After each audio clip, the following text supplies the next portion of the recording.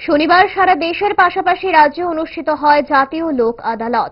বিচারাধীন এবং প্রাক মোকদ্দমা সংক্রান্ত বিভিন্ন মামলার দ্রুত নিষ্পত্তির লক্ষ্যে রাজ্যের বিভিন্ন আদালতে এই লোক আদালতের আয়োজন করা হয়। এদিনে ট্রাফিক চালান, ব্যাংক ঋণ সংক্রান্ত মামলা, দেওয়ানি বিবাদ, আপোষযোগ্য ফৌজদারি মামলা সহ একাধিক বিষয়ে শুনানি হয়।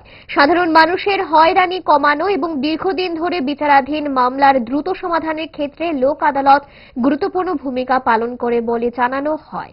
এই বিষয়ে বলতে গিয়ে ত্রিপুরা স্টেট লিগ্যাল সার্ভিসেস অথরিটির ডেপুটি সেক্রেটারি রাজশ্রী চক্রবর্তী জানান, সারা ভারতের সঙ্গে সামঞ্জস্য রেখে রাজ্যেও এদিন দ্বিতীয় জাতীয় লোক আদালতের আয়োজন করা হয়েছে।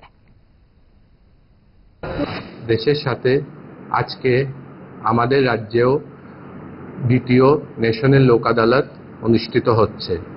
তো আজকের লোক আদালতে আমাদের মোটামুটি 25,514টা মামলা নিষ্পত্তির জন্য বিভিন্ন বেঞ্চে নেওয়া হয়েছে এবং সারা রাজ্যে আমাদের মোটামুটি 45টা বেঞ্চ হয়েছে যাতে মামলাগুলি দ্রুত নিষ্পত্তি হয়।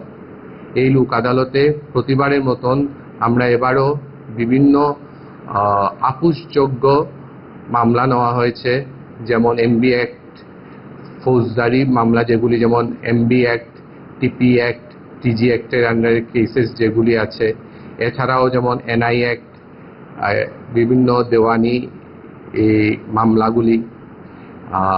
তো এই লোক আদালতে মাধ্যমে আমার সমস্ত রাজ্যবাসীদের প্রতি আবেদন থাকবে যে এখানে আপনাদের মামলাগুলি আইনি খরচ ছাড়া দ্রুত নিষ্পত্তি করে আপনারা এই লোক আদালতকে সফল করুন।